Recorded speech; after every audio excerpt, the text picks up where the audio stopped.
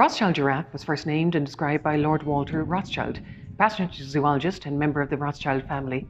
Lord Rothschild described his giraffe following an expedition to East Africa in the early 1900s. The Rothschild giraffe is sometimes also known as the Baringo giraffe or the Ugandan giraffe. When first described by Lord Rothschild, the giraffe was seen free-ranging and abundant across Kenya, Uganda and Sudan. Now extinct in Sudan, there are only 13 populations of Rothschild giraffe remaining in Uganda and Kenya. This is a result of human population expansion, poaching and habitat loss. There are now fewer than 670 individuals remaining in the wild today. There are 3 subspecies of giraffe found in Kenya: the Maasai giraffe, the reticulated giraffe and the Rothschild. The Rothschild is easily recognised and distinguished from other giraffe subspecies by its unique appearance.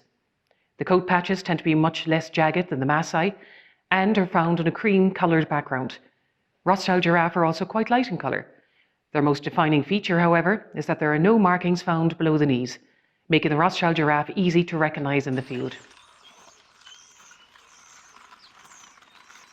It's a very, very busy day we have here most days in the giraffe house. There's a huge amount of work goes into running the place on a daily basis.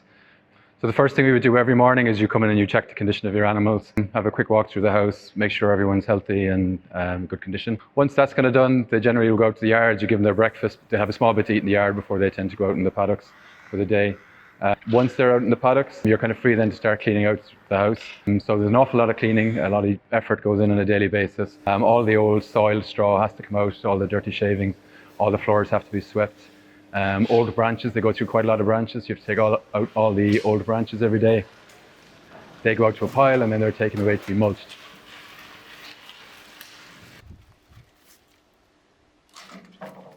Once you have all the cleaning done, which takes a couple of hours, usually 3 to 4 hours every day of cleaning, once that's done, we kind of start into getting their food prepped for the afternoon.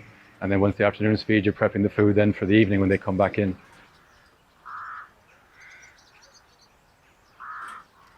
So giraffes, they're a ruminant, so you need to be constantly feeding them. You never leave a ruminant run empty. So the whole day is just constantly putting out more and more and more food for them.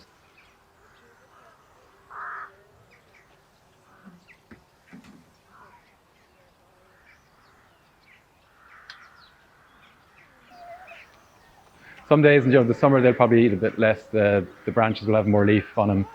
They'll get quite full from that and they'll have a bit more energy. In the winter you don't have the leaf, so you're feeding a lot more hay, so you have a bit more work in the winter time just for trying to keep them fed.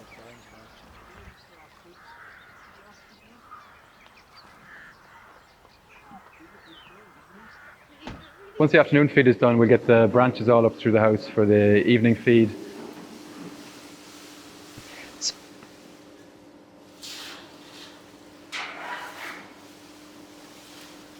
And then you're looking at getting the animals back in from the paddock. So you have to make sure all your yards are cleaned, make sure all your gates are in the right position, all that. We bring them across the road then 5 o'clock every evening. And then it's back to bed, and then basically it's rinse and repeat for the next day.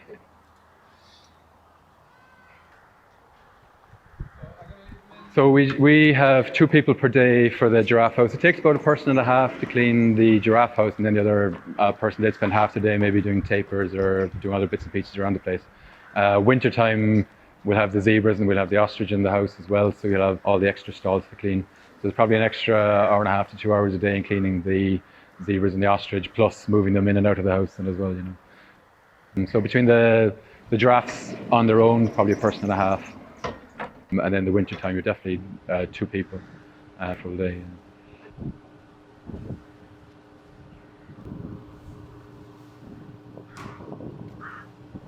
So we're putting up the food for the giraffes today. So here we have which is the main part of their diet, this kind of haylage here is what we call lucerne. So basically for giraffes, which are ruminants, so just like cows and sheep in the field, they need constant nutrition and fibre throughout the day. So we give this in the form of lucerne haylage. So lucerne haylage is slightly different to grass haylage in the fact that there's more protein in it, slightly higher energy in the leaf, and also has a higher calcium level as well. The main reason why we give the lucerne as opposed to the grass haylage is basically because giraffes, even though they're ruminants, their system is slightly just a bit dissimilar to cows in that they need a higher protein content, and they get this through their lucerne. It's very important. So basically throughout the day they can nibble on as much as they want, get an ad lib, and it provides a nice source of energy for them throughout the day. Very important also is that it keeps them full, and basically it helps with keep their natural behaviors. Giraffes have a prehensile tongue, so in these special feeders we have here, we have gaps that are just wide enough for their tongues just to get through. So instead of them gulping all their food in one go, they can be picking at it throughout the day and also throughout the night. It's very important. Following on from our lucerne, another big part of the giraffe's diet is basically we give browse. So we're very fortunate here in Fota Wildlife Park that we have plantations of willow all around us, and it's very easy. So it's a lovely tree, and that literally chop it down today and it's 2 more back up tomorrow. So it's a very good regrowth. But the main reason why we feed willow is from the leaf. It's a lovely green leaf. It has lots of energy in it and also quite high protein, which is very important for these giraffes.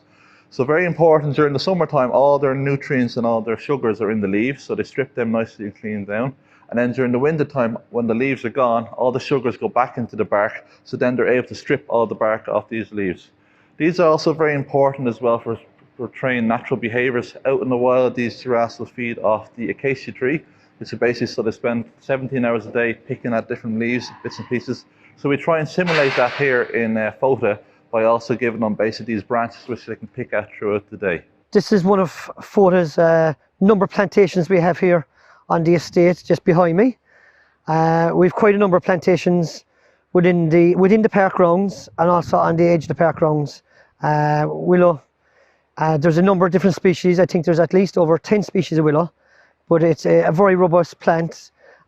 You'd come across it growing along riverbanks and waste ground, and the reason why we feed it here is to replace the acacia which the giraffes eat naturally in the wild. Now the giraffes will eat anything deciduous, but willow is quite robust in the sense that we can cut it from 1 metre to 2 metres from the ground, and within 3 years it grows back up and it's ready for harvesting. Now, as well as the plantations we have within the park boundaries, we also have a number of plantations outside of the park, thankfully through the cooperation of the council. As you drive into Blarney, there's a lovely walkway there, we manage that. We have some land rented off a local farmer, and most recently the Port of Cork have acquired a site, the OLIFI plant site in Cargillow, and we also harvest it from there. But it's a quite robust plant, and we have plenty of stocks on site and within the park, just on the park grounds, the edge of the park grounds, to keep us going. Last part of our diet for our giraffes. So here we have basically some alpha A, which also basically is dried out lucerne, and also we have our pellet, which would be our nutrient balancer as such. So basically these two are very important, that literally during the winter months as well, when basically the leaves are gone off the browse we feed them, these nuts basically just act as a booster in terms of energy, keep the vitamins and minerals all on sync. And the reason why we use basically the alpha A is basically to mix it in with the pellets.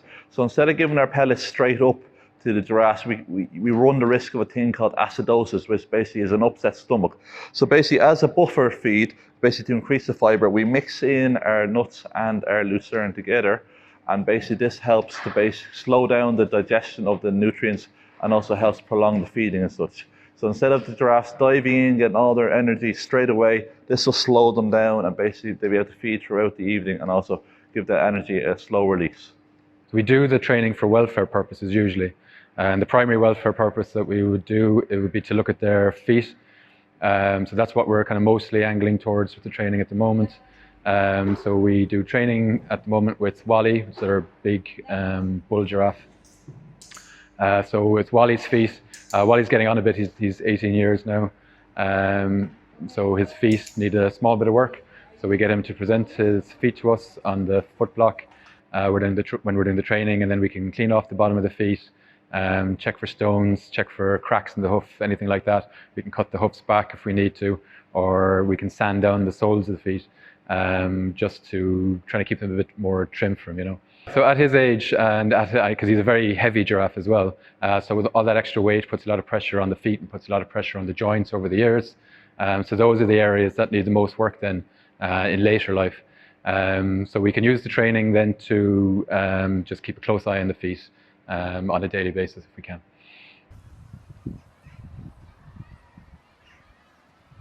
Behind me, we have our herd of 9 female giraffes.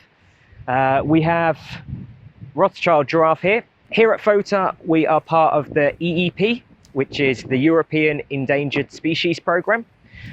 Basically what that means is it's a management plan for the breeding of, well, in this case it's giraffe, but there is EEP groups for many species. So it'd be lovely to breed all the giraffes, but obviously as they are classed as vulnerable, it has to be done in a managed control way. There's a committee that meets, and then they meet every year and they register all the births and all the deaths of the giraffes. They also manage all the movements. So they choose if a giraffe is born here, once it gets to the age then where it's deemed that it can be moved from its mother, it can then go off and become a breeding animal anywhere in Europe. So every recognised zoo within Europe or registered with EASA, which is the European Association of Zoos and Aquariums, that then has EEP programs, and then that in hand has stud book programs. So recently, as part of this, we've actually mixed our female sapphire, who is the whiter faced cow you can see back there. So the females are called cows and the males are called bulls. We've mixed her with Ferdy.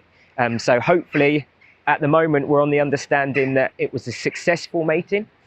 So hopefully we will get a calf from that. And again, like I say, it was recommended to breed these animals because genetically you go through who is not as represented as others. And again, like I say, it's done throughout Europe. I think there's 340 institutes within the organisation, and then we all pull together. So from this as well, as it's a managed breeding program, we have to keep our males separate. So when you visit the park, you may often see that we have a couple of giraffe in the house and we have more of the giraffe out in the paddock. So the bigger herd is the females. And then we tend to keep our males separate. So at the moment we have 3 males here at Fota. We keep 2 together. So we have 1 juvenile male with one of our adult males, and then our other adult male separate. They all get rotation or rotated throughout the paddocks and the different yards within the houses. This is basically because it's part of the managed breeding program, male giraffes will mate female giraffes whether they're related or not. So as correct management procedure, we keep the males separate.